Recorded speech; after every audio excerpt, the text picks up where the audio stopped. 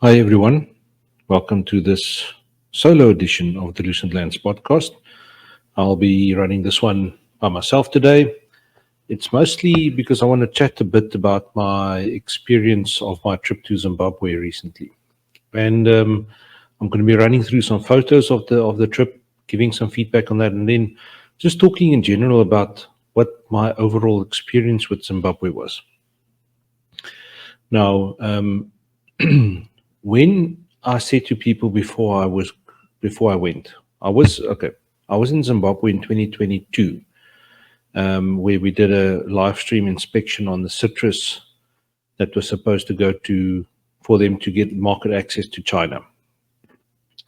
That went very well, and my experience from Zimbabwe from back then was very positive. It was the people were incredibly friendly. I felt safe. I didn't feel unsafe at any point during my trip. I did have a bit of a hiccup when I got there, is that they confiscated my camera equipment. And look, these things will happen. It's in the end, I learned my lessons from that. And for anybody that's traveling up in Africa, whenever you arrive at an airport and you've got a Pelican case with a massive big padlock on it, it's going to raise eyebrows and people are going to ask questions because there's clearly something important and expensive in there. If you put it in a hard case, that's got to be locked with a padlock. So I will never travel again, if possible at all, up in Africa where I need to take a Pelican case to keep my stuff in. When I travel locally in South Africa, I often use a Pelican case because it's just safer to do that with your gear. So you just need to be extra careful if you're traveling with expensive electronics that could raise eyebrows. Needless to say, I got my gear back. We went and we did the inspection. Everything went very well. So about a couple of months ago, I was contacted again by the HDC office, and they requested that I come back to Zimbabwe to come and help them with market access to China for their avocados again. Now, I'm not a market access specialist. What I do is I would be on the ground, we would go to the growers. And because we did all of these inspections, I know what they will be looking at. So we went to look at and see how can we help the growers make sure that they present correctly. If you, for instance, know that doors and windows should not be open, you can say to them, well, for instance, if we will be packing for China on this, we'll ensure that these things are closed up and that no insects can come into the pack house, whereas those regulations do not count for something where they are packing for the EU or for the local market, for instance. It's a couple of the finer details that we just needed to guide them through to make sure that, one, if questions come their way about something, that they would be able to answer them and they don't stand here like a deer in headlights. And secondly, is just to make sure that they also know what the inspectors would be looking for. Right, so off I went to Zimbabwe for the second time, and I was very, very excited about this because of my first experience that I had when I was in Zimbabwe in 2022. So, made a short little list here of things that I want to chat about, and I'm going to be basically with this going through my slideshow. I've taken some photos. These are all cell phone photos. I've got some other camera photos which I'll also show in, but I'll go through this and just tell the story of how it went, what happened on the ground, what did I see, why did I take some of the photos and things like that. So yeah, let's start with that, and then if something happens and I digress a bit, here we go. Right. So this is coming into Zimbabwe on the plane just before we started descending to Harare. So what I noticed from the plane, there was a lot of big bodies of water that I could see. So obviously Zimbabwe is a very dry country with its wetter areas, and that's mostly where we went. And it's amazing to see how quickly the vegetation changes when moving through these areas. So just an observation I made from the plane. Oh, I forgot to take the key out of my lock when I loaded the suitcase for check-in here in Cape Town. And lo and behold, it was still there when I got my suitcase and nothing was gone. So this is arriving at Harare International Airport.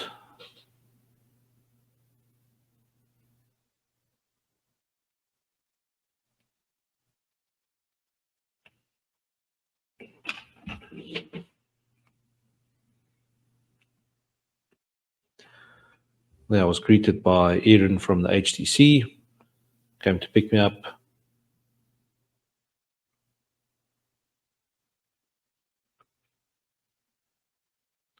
This is leaving the airport. Just remember, I was a tourist as well, so didn't come there just to work. So I took photos wherever I could of everything, so I could remember it, and also go back later on and just go look at where it is. The Mighty Zambezi. That is the Mighty Zambezi lager and it's a very nice beer. Driving in Harare, we got stuck in some afternoon traffic, and because it was the end of the school holiday, it was quite surprising how much traffic there was. And it was because all the people went to school, went to fetch the last minute shopping to get ready for school, and so it was the town was just crazy. Just driving through what it looks like, because I didn't know what to expect. Because what do you expect when you come to a place like Zimbabwe where all the connotation you've got with it is negative? And I must say, I was pleasantly surprised. Okay, so while we're on the topic, I can show you a little bit more, but I'll talk as I go. So this is driving through what they would call a medium density area. Medium density areas on their side was more like middle to lower class income areas.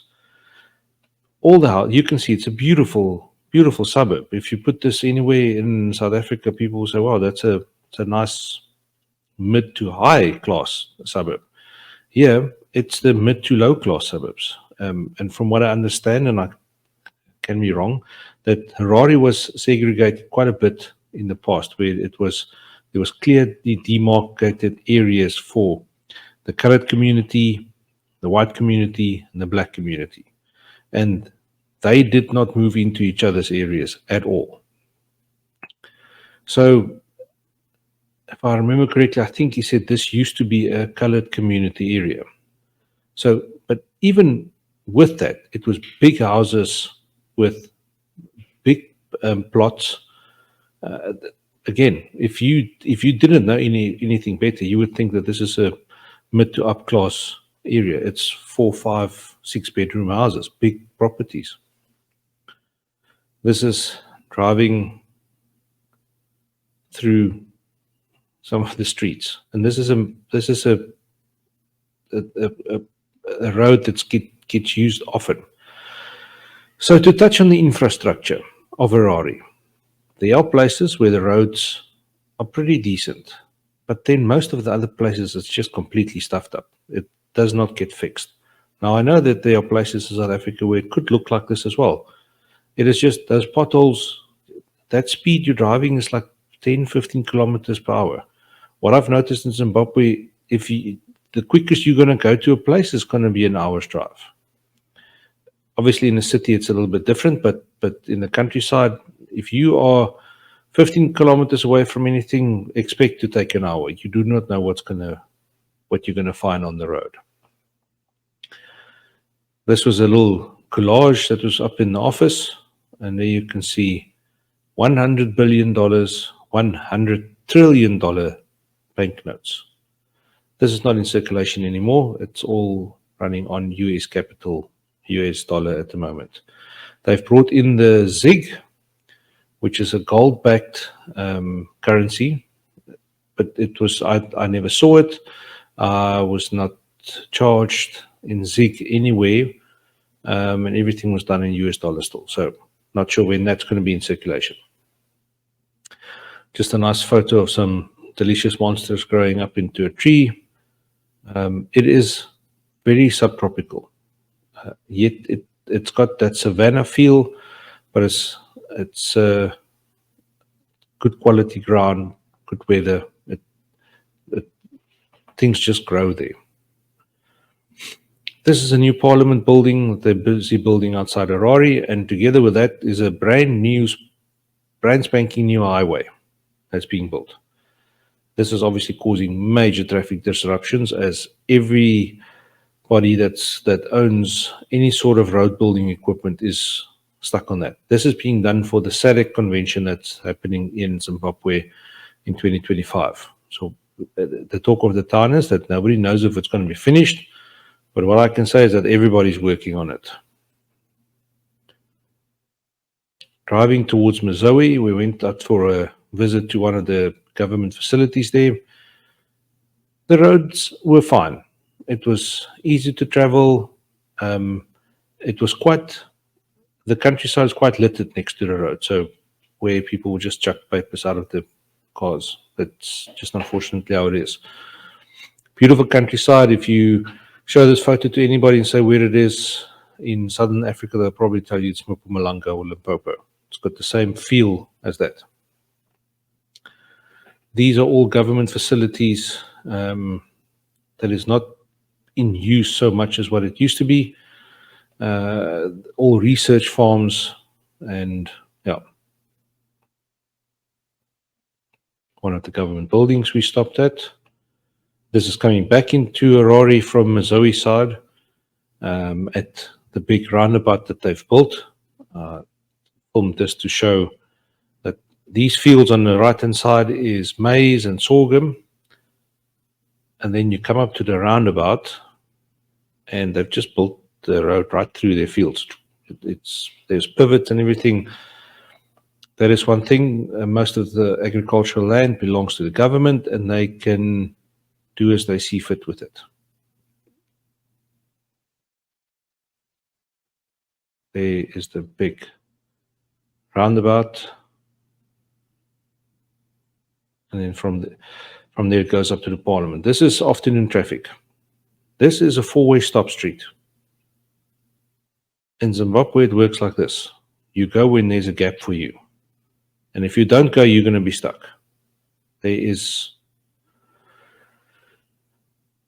Nobody's going to give you a gap. You have to take it.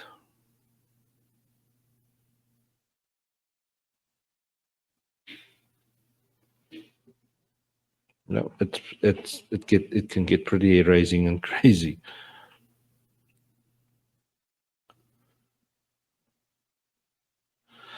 Right, you can buy your guppies, your pet fish, next to the road. Like I've said to other people, I do not know where this gentleman is going to put them in. He didn't have any bags or containers or anything, but you could buy a guppy next to the road. This was quite a neat invention that we saw at one or two places. It's traffic lights with timers on them that you could see how long that arrow is still going to be green for. It counts down. So it's 44, 43, 42 seconds. And the same with the red lights. It tells you when it's going to be changing. I think this is a pretty neat invention. All right, this is on our way down to the Chipinge area.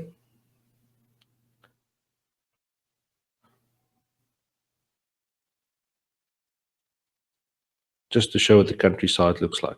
Again, in Zimbabwe, the road rules is if you can go, you go. You'll see that these cars are all overtaking on lines where you shouldn't.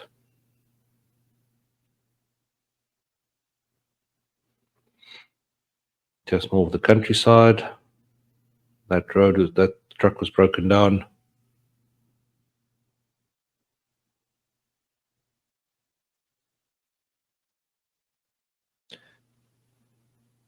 That was coming into one of the small towns that we passed through. Can't remember the exact name of this now.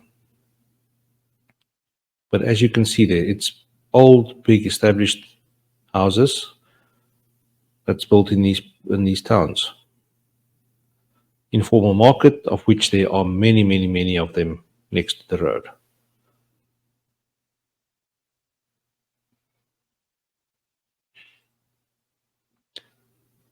This is a place called Halfway House, which was about halfway to where we were going. It was built in the late 1800s, I think. Stunning old building. They were busy rethatching the roof, and we stopped here for a quick toilet break and to grab something to eat. It's like a little, what we call in South Africa, put stall, a farm stall, where you can buy odds and ends inside, and there's a little restaurant at the back where you can buy a toasted sandwich and a cup of coffee. 1891. So it's got a lot of history. This is what it looks like in the back. Nice seating area, beautiful old tree. Another one of the informal markets.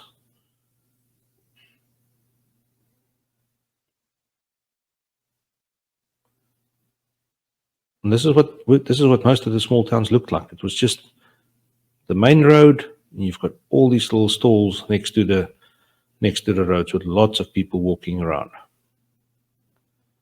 This is going out of the town again. I think this was called Rusapi, if I remember correctly. Here's the road going out from there. So you can see that it's becoming quite a bit narrower. We are going into really rural areas at the moment. The countryside was full of these granite hills. And in some places, like here, I said to them, this reminds me of what we saw in California.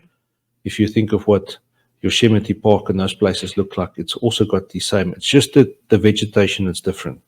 Other than that, the countryside looks exactly the same as what it does in California. Look at this beautiful dome here. It's all granite. It's a sheer edge. Pretty sure that people would come from all over to come and climb this if this was marketed as a tourist destination, really, and it was safe to climb for the climbing community. This is driving down into the Hondi Valley.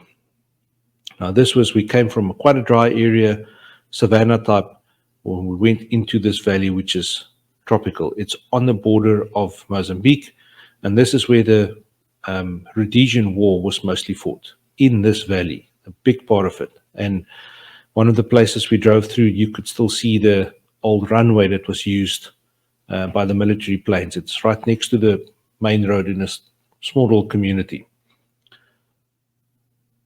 It's an incredible place. Now, if you look at that and the bush war that was fought there, man, it must have been incredibly difficult to do. It's overgrown shrub everywhere. These are just off the roads that you can see. All these little corners. We could only go like 20, 30 kilometers an hour, because if somebody comes from the front with a bus or a truck and they cut the corner, you've got problems if you're in that spot. So this area is dotted with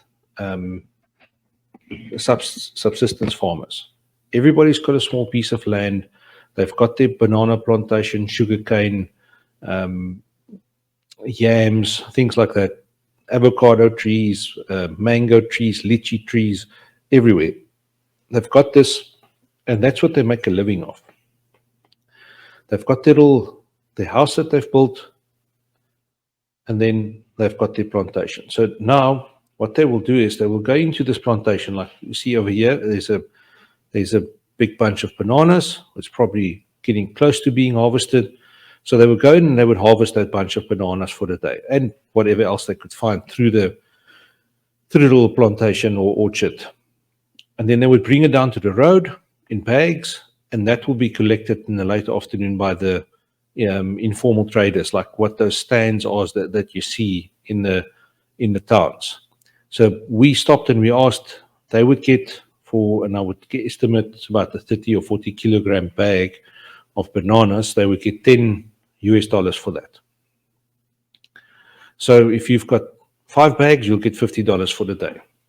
So I think from what I've saw with the people is that everybody looked happy. I didn't see people that looked unhappy, especially the children next to the road. They really, really looked happy. And yes, I do think that if you've got medical problems or anything of the sorts, you are pretty stuck where you are. But in general, the population of the people looked happy and content with what they're doing. This is a view over the valley. So let me just tell you here quickly. What you see in the background there, those are tea plantations. And that is part of the Aberfoyle Lodge area. That's a really, really, really nice lodge in that. So if you can look it up, it's called Aberfoyle. And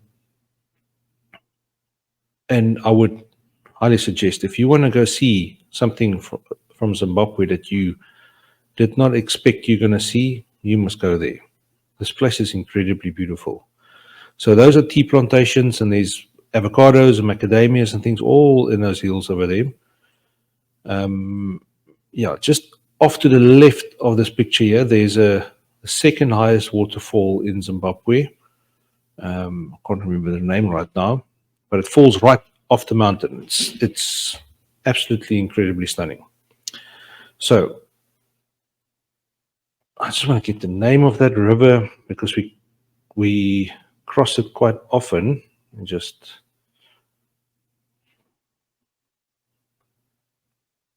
get it here quickly.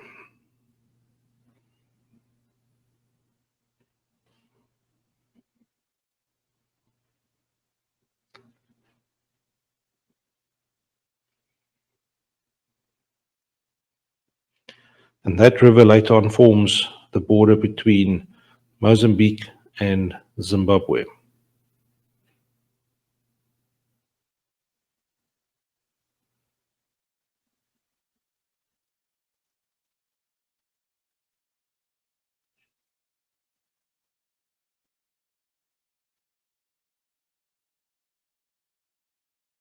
I think it's the Pungwe. Well, I just want to double check that.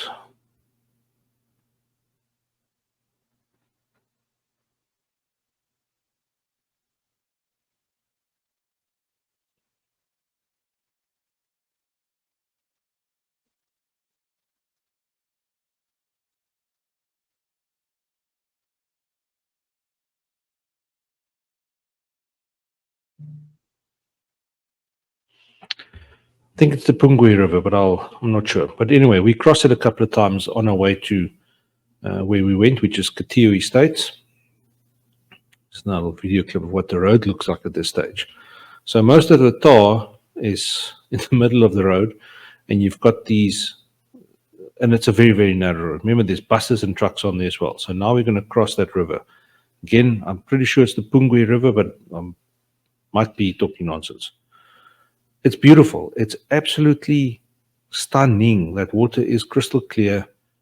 And I know that in some of those rivers there is trout. So for the trout fishermen, come speak to me. I know some people that know people that's got access to people with the right water for fishing. Just look at that. Incredible. This we saw next to the road. Purple bananas. Now, obviously, these ones are not completely ripe as yet, but we saw this driving past, and we stopped and we came back and to look at them. And the guy didn't want to give us any of this. Was for a special order for one of his clients. He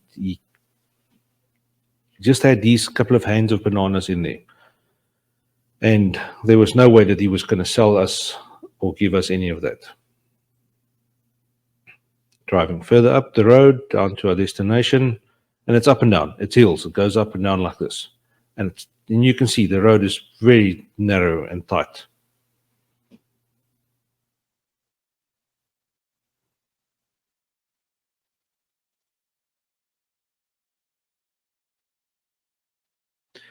This is when we got to Katio Estates. Now, Katio Estates used to be a big tea production estate, which is subsequently taken over by the Cicada Group and has now been planted with avocados and macadamias. Why I took this photo for the people interested, this is their trapping system, what they use. So other people just hang their fruit fly and the false codling moth traps in the trees itself. They devised this stand. You've got both traps sitting at the optimal height for them. You plant it in the ground. There's a little rope, a little piece of rope on there. Once you loosen that, you lower both of the traps and you can do your inspections. It's easy to find. It's easy to set up. They are together. This was a brilliant system for me. The things are at the correct height. You don't get people that, and you're supposed to hang it on the outside in the shade, outside part of the tree. Other people just stick it into the middle of the tree. If you've got wind problems, yeah, this is just a brilliant thing in my mind from what I've seen at other places. Just explaining how it works. Those are all the NPPO, the government officials that came to help us, or that had to present to the Chinese inspectors. Look at that beautiful light on the way out. From there, we drove to a town called Mutare, late afternoon. And like I said, nothing is close by in Zimbabwe. Everything is a drive. And as you can see, these roads are a bit stuffed up, so you need to be extra careful, and it takes long to get out of places. Coming down the Christmas Pass into Mutare. Mutare used to be quite a big city back in the day. It still is a big city, but it used to be quite a significant place in the old Zimbabwe, in the old Zimbabwe times. Also very close to the border with Mozambique. The previous farm here, the Katiyu Estates, the Pungwe River, it's sitting right on the Pungwe River. So on the other side of the river was Mozambique. This side is Zimbabwe. Now, there's a lot of history in this little town, and we stayed at a place called the Mutare Club, which up until 2019 had a board at the bar door stating that no ladies are allowed. Only men were allowed in the bar. It's a club. It was opened in 1900. So there is a massive amount of history in this place, and it still looks old. Now, this place was very comfortable. It was neat. It was clean, but you could see it's long in the tooth. It doesn't get the attention it should be getting. So if this place with a bit of spit and elbow grease will be a top-notch destination for anybody to go visit. Little spooky stairs. All right. The La Rochelle Hotel, which we also stayed at, which I'm coming to, sponsored this trophy. This is a inter-club trophy, cricket clubs that played against each other a good couple of years ago. And this is the floating trophy that went around. So this is from I think it's one of the first English tests or one-day series that England came to play in Zimbabwe. And Zimbabwe, like it says here, murdered them. Now, Alistair Campbell, Andy Flower, a lot of these very well-known old cricket names from Zimbabwe was in that team. And this all signed by them. There's the scorecards, everything on there. And here is the list of the clubs that has won the trophies in which years. Nice piece of history. This was from the old minute books and record books that is freely available, laying in the club for you to go and look at. It's old. It is like holding a piece of history in your hands. And if anybody's really interested in history and want to take the time, you can sit there and can read up what happened in these clubs, in the words from the old timers from back then. It's not written down. These things are not digitized. It's the actual pieces of paper that they wrote on. This was actually quite cool to see. So here you can see in the actual handwriting, and I couldn't read what it says. Obviously, somebody that can read cursive well will be able to read it. But yeah, that is the actual handwriting. This was from the 13th of January 1927. The actual handwriting, not a copy. This is the pages where it was written on. More. This was May the 1st, 1993. This is a suggestion book where people could write in, where people wrote suggestions in. You're welcome to take a screenshot and give it a bash. This is the outside of the club. Early morning, I went outside to go take a nice photo of the place. As you can see, it's old. The traffic lights is old. I made a joke and said this one came with Cecil John Rhodes back in the day, and they left it there. Mutari Streets, early morning as we left. You can see that in the heyday, this place must have been incredible to visit.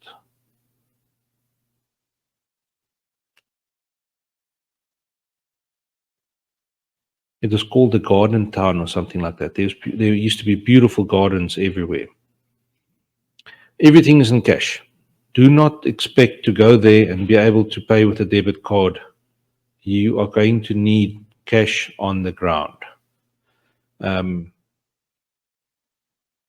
Yeah, you'll need cash for everything. Toll gates everywhere.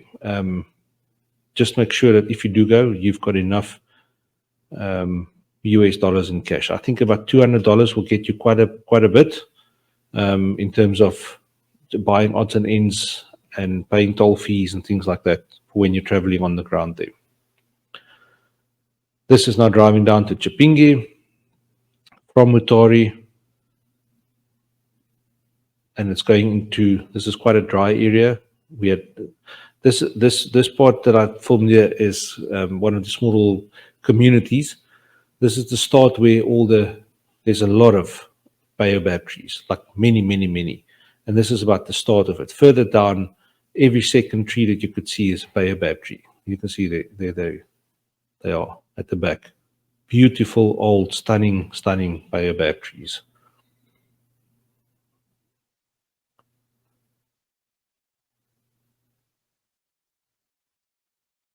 So more driving through the community.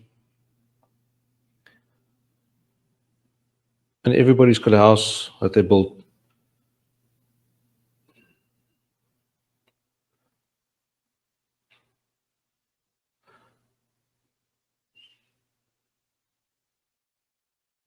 That was a roadblock. We drove through quite a bit of them.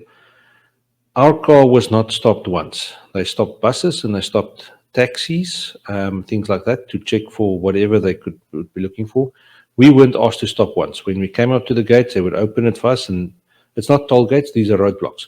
And we were just let through to be on our merry way.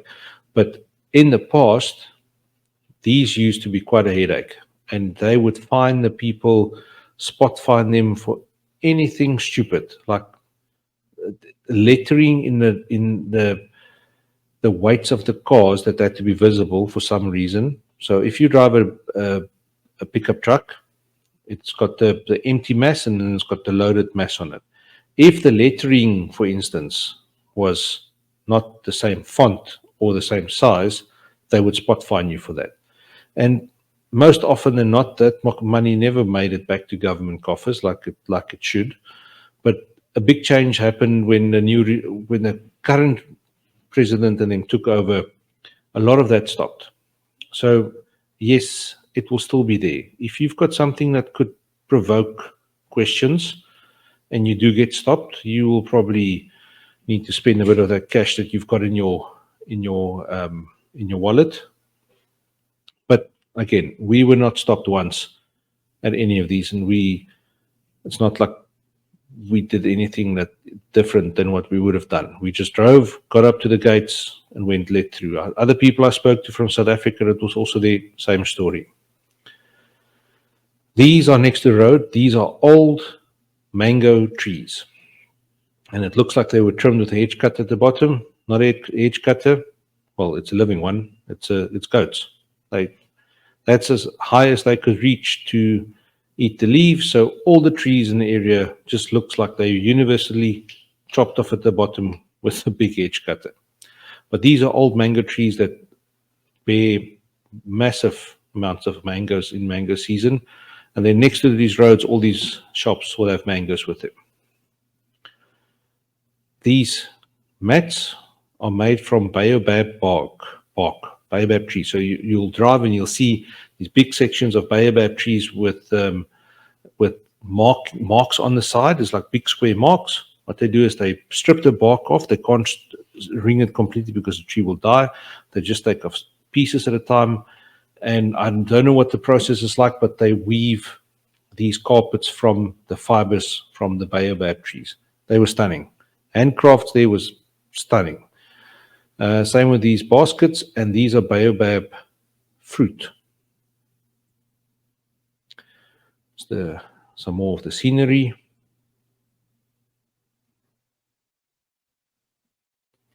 Old baobab trees. They were so. I just love these old trees.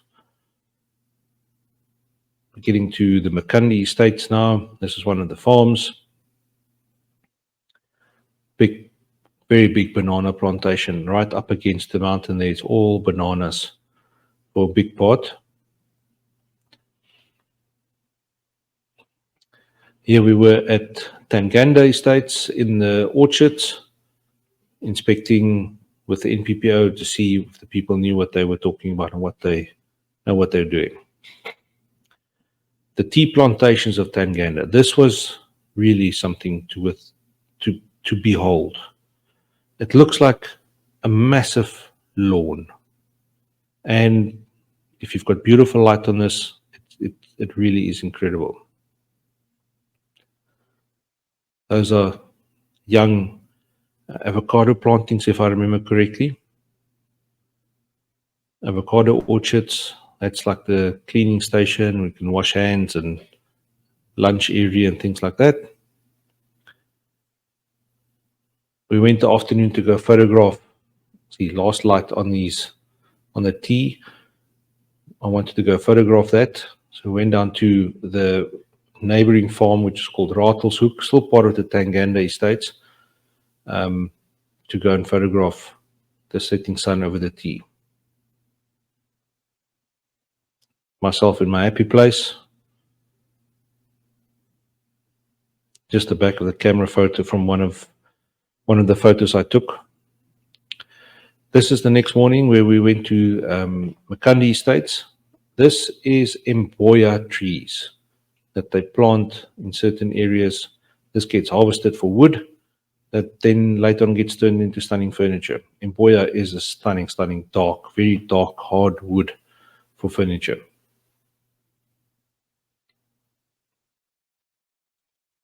Here I'm walking through the plantation.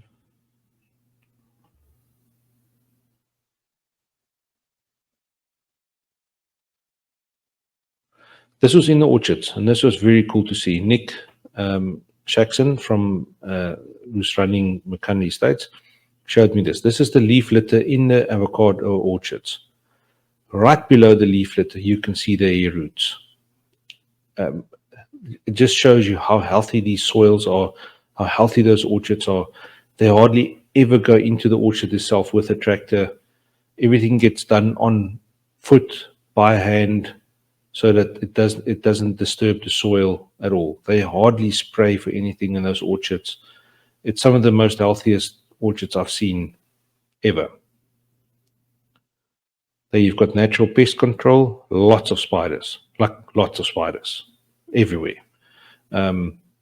These obviously help with pest control in terms of fruit flies and moths and whatever could be flying around there that could be stinging an avocado. Avocados are harvested on those ladders, high up in the trees, placed in the crates, and then these ladies put it on their heads and they walk it out to the truck on the outside. This is just how they've done it. And I asked them, what is the reason behind it being on the head? One, often they just walk without using their hands, so the hands are free. They could still hold something in their hands and they just balance it on their heads. The old tale from the old times is this started so that if there's a snake up the tree and it wants to bite you, it will strike whatever you're carrying on your head first and not you. So this is the old story saying is that how this practice evolved with the black people carrying the bags and the crates and everything on their heads. Later afternoon, we went to visit the forest. I just want to get the name of that forest quickly.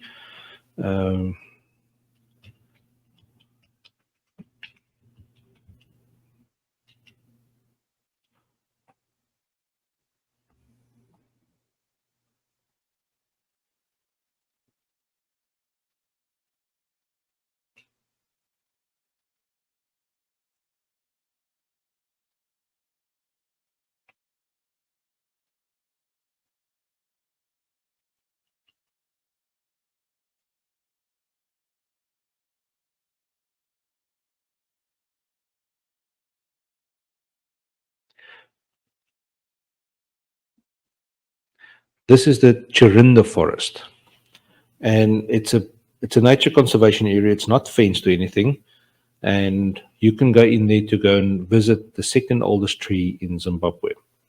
You can see it's beautiful old. These are all mahogany trees, white and red mahogany, and then there's a whole lot of other stuff in between as well. This is driving in down to the parking area. This is the parking area in the forest where you stop before your walk starts to go down into the forest and the big tree. There you can see this is it's a jungle. It's a rainforest. There's the tree. It's estimated to be just over 1,000 years old. It's a red mahogany tree. GoPro photo, myself. So the next morning, got up bright and early to go photograph the sunrise over the tea plantations. This particular old tree was standing right in the plantations, and it was absolutely spectacular. I've seen it the previous. I immediately saw it when I arrived at the place. So we went early morning to go photograph it. Sunrise. Later, when we went back, we stopped at the Makandi Macadamia facility, and we got a quick tour by Tony through the facility to show what is in there and how it works. These ladies are sorting any damaged nuts out of the line before it gets graded and sized. These are all packed macadamias. They only sell nut in shell. It's a mouthful for an Afrikaans guy. So these are just nuts in a shell, bagged, and then it's shipped like that, of which I would say more than 90% of this goes to China. That's a lot of nuts. These are cracked out nuts that's vacuum packed and in the cold facility, ready to be shipped for people that buy bulk, processing industry, things like that. We then went on to visit, on our way back, the Birchenow Bridge, which is said to be an exact replica of the Sydney Harbour Bridge, just on a much smaller scale. It's apparently also done by the same engineer or architect. There it is. And it's a one-way. You've got a boom at the other side. It opens up for you. You drive over, boom on this side again. And then obviously there's a lot of foot traffic happening over the bridge. This is the Savi River, which is quite a big water source in south in the southern part of Zimbabwe. This was first day with the government officials and a delegation from China at the Cicada Labs. We visited. This is part of the infrastructure. That is a traffic light, and this is not the only one that we saw. There's a lot of them. Like what I showed at the four-way stop, a lot of the traffic lights is like that. If a light's not working, it's supposed to be a four-way stop. And if a four-way stop is not working, then what the hell do you do? They are literally hanging in tatters. So, now you know. Fantastic electrical work there in one of the buildings. I popped in. Hand dryer, and there you go. And it works. If it's safe, definitely not, but it works.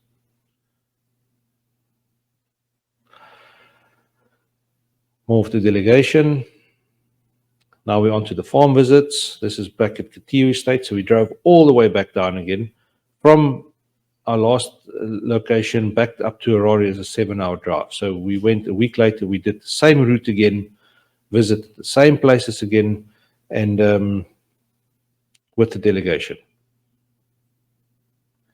This was when we stayed at La Rochelle Lodge or Hotel. This place has got a massive orchid nursery. Now we arrived there quite late. It was dark already, so it's about 7 o'clock in the evening. It was dark already, and we couldn't see the rest of the facility because they've got this orchid nursery. They've got a massive big herb drying facility there, and obviously the stunning estate itself, which I could only see early the next morning and get a couple of snaps quickly before we had to leave. I couldn't walk through the gardens, unfortunately, so I will have to go back there. The big entertainment area in the 50s and 60s, when this place was vibing at its most, those big window panes there was used for people to sign. They had a diamond-tipped stylist, and you could sign your name on there. There were some very famous names, presidents and royalty and actors and anybody you can think of signed those glasses that came to visit these places, this particular place. And the floor in this living room area is a sprung floor that was designed for big dance parties. Stunning. More of the orchids, and I'm pretty sure these they get rotated often back from the nursery and back into the motel. This is one of those panes of glass that was preserved. Here you can see it looks like Robin Rowland, 1969, and there are many of those. Those are big pane glasses. They kept one of them, framed it. There are many, many names on there. People I've never heard of, and obviously the people that signed it, they were significant enough to be invited to this place. So I would be curious to see what would come out if you start Googling all those names. Next morning early, this is just a quick couple of snaps from the garden itself. It's breathtakingly beautiful.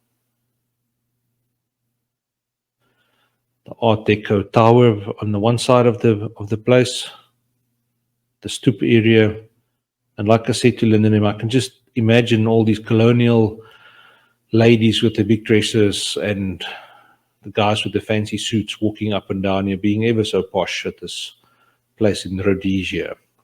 But it is a stunning place. If you ever get the chance to go to the Mutare region, this is just outside Mutare, you have to go and visit La Rochelle. Back down to Tanganda, inspecting the avocado harvest.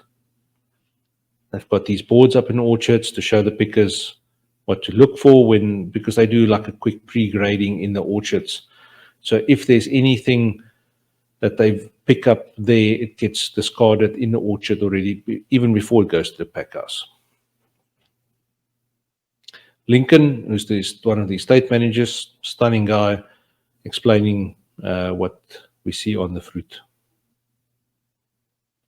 Our lunch for the afternoon, tilapia. It was magnificent. It's one of those things when you travel abroad or you travel to weird places, I'm always keen to find out what the food is like. And this was served to us, and obviously I tried it. It was, and like I said, it was magic. It really was good. Tanganda being famous for tea, this is one of the tea processing plants. It was not running at that moment. We just quickly moved through on the way to another spot, and I just took a couple of snaps quickly. This is now the next day at Makandi Estates, driving in the orchards. They loaded this onto the back of a truck, which was just easier to get all the people without having 20 cars in the orchard. You can see those are old, well-established trees. Again, Nick showing us the hair roots just below the leaf litter, which is so incredible to see. You can see that there's roots everywhere. It's like a big, big carpet.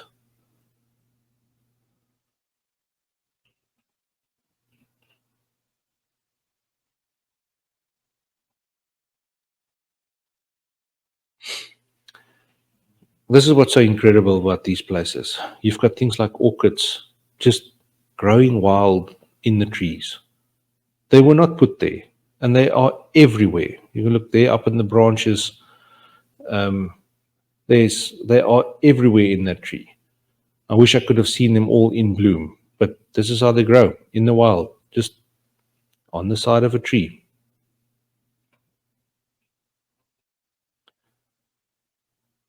We went there for lunch and wrap-up meetings the last day.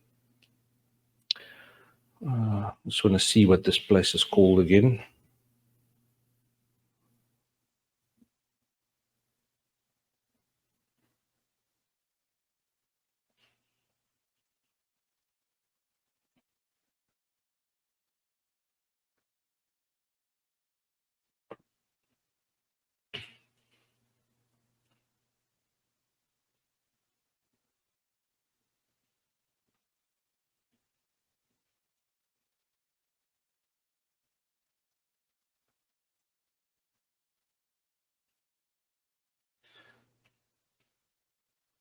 This place is called Fiddler's Green, and it's a polo club.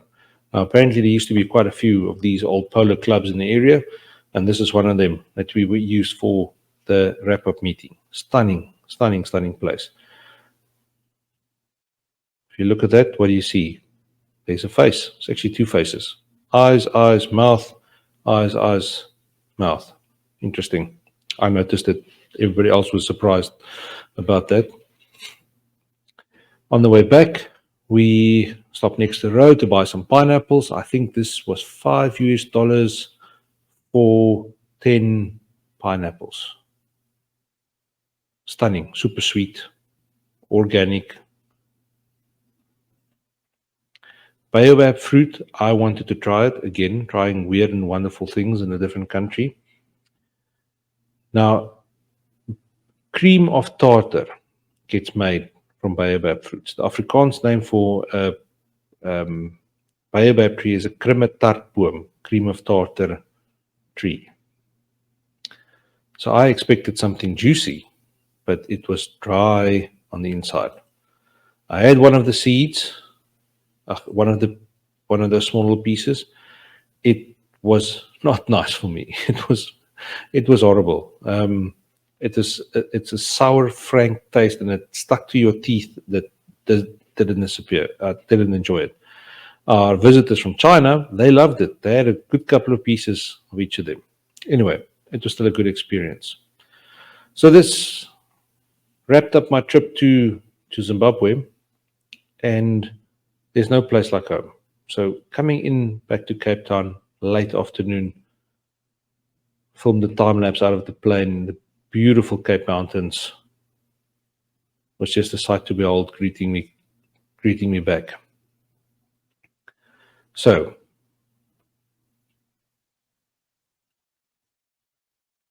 turning over the sea and coming into land.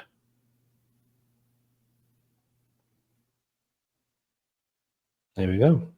And that's it for my quick little photo tour through Zimbabwe. So, what can I say about the place? The arrival went well. When you're coming in from a different country, be sure that you might be frisked and checked at the airport. They might give you problems there.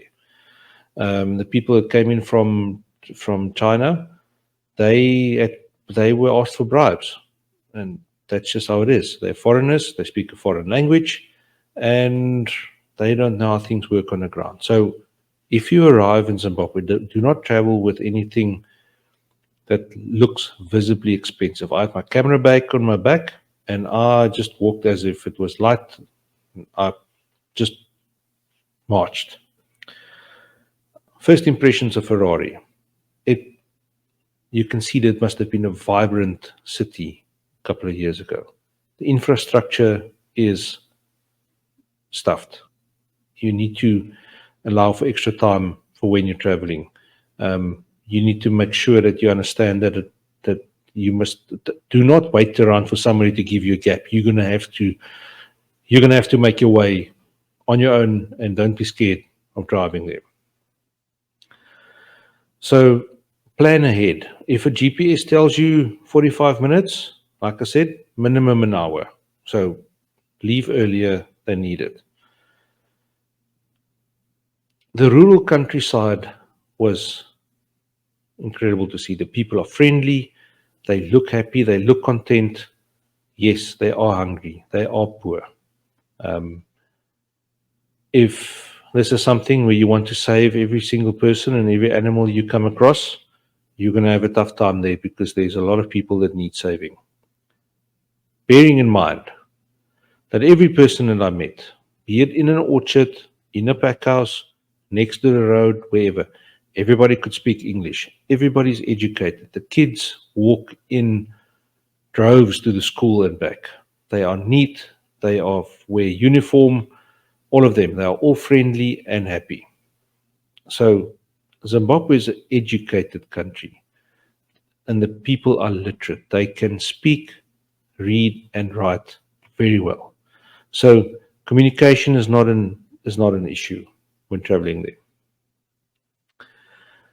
The farms we visited are incredible places. They are in the most beautiful areas. They do have their challenges, and I just put a podcast out with Nick de Swart from Sikara Group explaining some of these things. There's a lot of challenges on the ground, like there are in any country. It's just a bit more difficult to navigate them in Zimbabwe because of political things, and you'll need on the ground expert advice if you want to get involved in anything in Zimbabwe. General observations: Zimbabwe is relatively safe.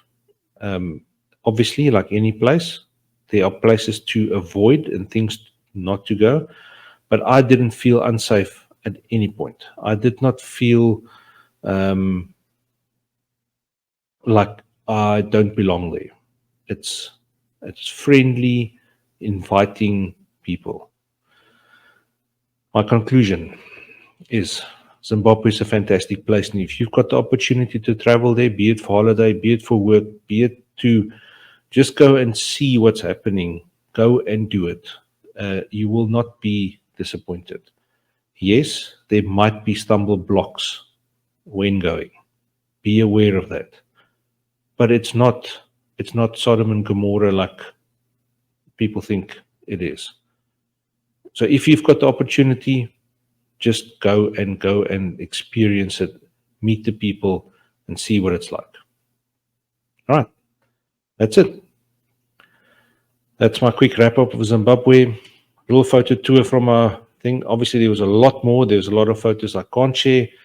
But, yeah, please feel free to reach out. I'll tag.